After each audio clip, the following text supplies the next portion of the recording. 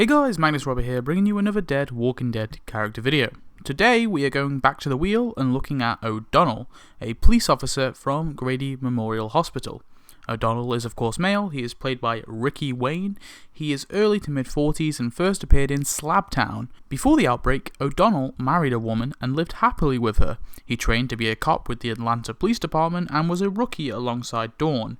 Soon his wife got pregnant, and on the night his child was born, he was at Grady Memorial Hospital and smoked some cigars with Dawn to celebrate the birth of his kid. When the outbreak began, he was sent to Grady Memorial Hospital to guard it and control any chaos. Backup didn't come and the city was bombed, and the police officers decided to stay at the hospital and protect it. First led by Hanson, but after he was killed by Dawn, she took over. The hospital would quote-unquote save people, only to basically enslave them to pay an impossible debt. O'Donnell didn't do anything to help when cops like Gorman would rape their wards. He also had a portable DVD player at the hospital that he charged every night.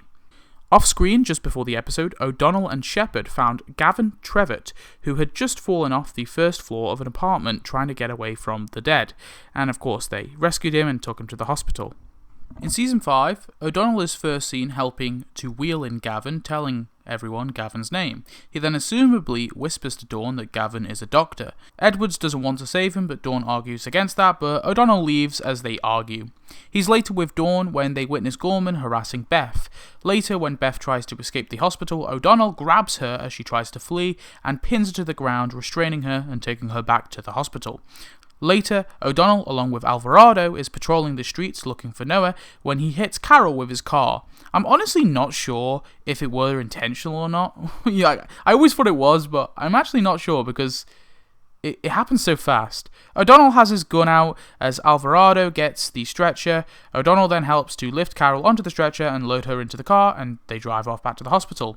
Later, O'Donnell argues with Dawn that he's doing everything he can to find Noah, but Dawn points out he's hoping Noah screws up, and that's not very good police work. O'Donnell then adds that Carol isn't looking so good and suggests they cut their losses and let her die. Beth pipes up, though, and asks O'Donnell how much electricity does his DVD player take, and basically says they should be putting the resources they have to good use. To O'Donnell's surprise, Dawn sides with him, instructing that Carol's machines are to be switched off. O'Donnell then leaves quite happily. O'Donnell is seen being mean to Percy because Percy hasn't fixed his sleeve. Percy says he forgot and he's sorry, but O'Donnell just pushes the poor old man over. What a prick. O'Donnell then asks if Beth is good with a needle and thread, but Dawn says that she needs her. O'Donnell then gives Beth the evils. Later on, O'Donnell overhears Dawn and Beth talk about how they helped Carol even though it was decided to let her go.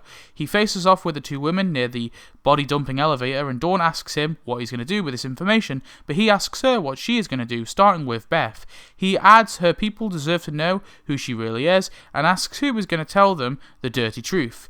He then tells her she's starting to crack and that she is just a repeat of Hanson, and he says it's time for a change and walks off, but Dawn pulls her gun on O'Donnell. She reminds O'Donnell that she was the one who killed Hanson, and he tells her to lower her gun and threatens to scream, but she says that she'll just tell the others that he came at her.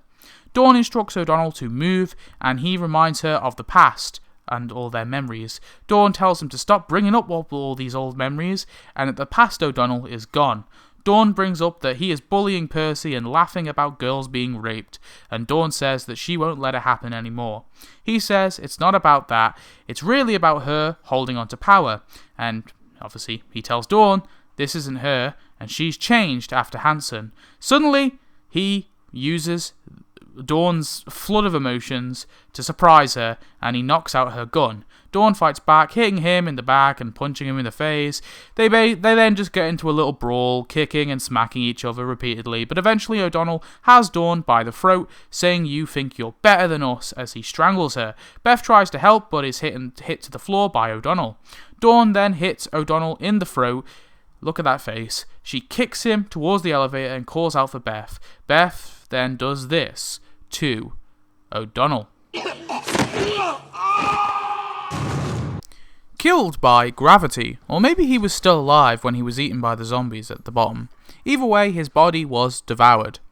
O'Donnell was basically Gorman 2.0, just a little less on the nose.